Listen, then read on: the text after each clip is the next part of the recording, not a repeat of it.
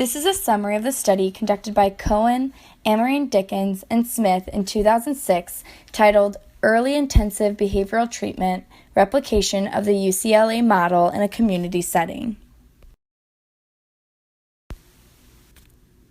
In 1987, Lovaas conducted a study which changed the outlook of treatment options for children diagnosed with autism spectrum disorder, otherwise known as ASD.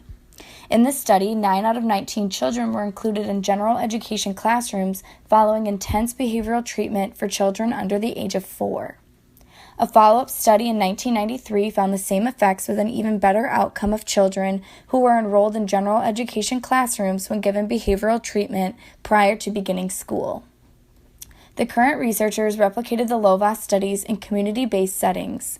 There's an increasing amount of children diagnosed with ASD at very young ages, so there's also a growing demand for successful early interventions. In this current study, there was a total of 42 participants. 21 children were placed in the Early Intensive Behavioral Treatment Group, otherwise known as the EIBT group. This group received 35 to 40 hours of behavioral intervention for 47 weeks for all 3 years of the study. The total weeks these children received services was 141 weeks. The second condition was the control group, which also had 21 children. These children received services from public schools for the 3 years of the study. The inclusion criteria for participants were as follows. The participants needed a primary diagnosis of autism spectrum disorder. All pre-treatment IQs needed to be above a 35 using the BSID revised. All participants had to be between the ages of 18 to 42 months when they were diagnosed with ASD. There could not be any severe medical limitations or illnesses. All participants needed to live within 60 kilometers of the treatment facility. All participants received no more than 400 hours of behavioral intervention prior to the start of the study. And finally, the parents needed to give consent for their children to participate. The design utilized for this study was a quasi-experimental design. A comparison group was created once the EIBT group was finalized following parent consent. Markers were created for 6, 12, 24, and 36 months. These markers were utilized to assess each participant's progress with standardized tests and objective data, which was collected with EIBT instruction. The treatment for the EIBT group included discrete trial training, generalization activities, and community outings. The statistical hypotheses for this study were as follows. The null stated that there was no difference between the two groups in regards to the outcome measures of this study. The alternative hypothesis stated that there was a difference between the two groups. This was not a directional hypothesis, meaning the researchers did not predict that one group would perform in a specific way when compared to the other group. Instead, the researchers predicted that the two groups would be different. The statistical analyses utilized for this study included a repeated measures ANCOVA, or an analysis of covariance, for each measure. The covariate of interest was the pretreatment score, while the repeated dependent measures were the scores for each of the 3 years.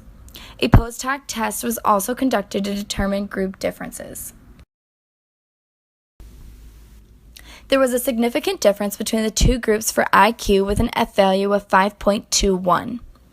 Group 1, the EIBT group, increased their average IQ by 25 points over the course of the study. At pre-treatment, the average IQ was 62, while at year 3, the average IQ was 87. Group 2, the control group, also increased their average IQ scores, but not at the same rate as the EIBT group. At pre-treatment, the average IQ was 59, while at year 3, the average IQ was 73. The ANCOVA was not found to be statistically significant, so no further analyses were attempted. Post-hoc tests indicated the two groups were not statistically different at pre-treatment. Finally, the classroom placement at year 3 was of great interest to the researchers. 17 of the 21 EIBT participants were included in general education classrooms. 6 of those 17 were included with no additional teacher assistance required. 1 out of the 21 participants in the control condition was included in a general education classroom. The researchers concluded that early intense behavioral treatment was effective in community-based settings. This study also demonstrated the effectiveness over public school interventions in regards to autism spectrum disorder early intervention therapies. There were many strengths to this current study. All therapeutic interventions offered in this study, including the public school opportunities, were free for all families. This study was conducted over the course of 3 years, and attrition remained low. This study was able to demonstrate the effectiveness of community-based interventions when parents were willing to participate.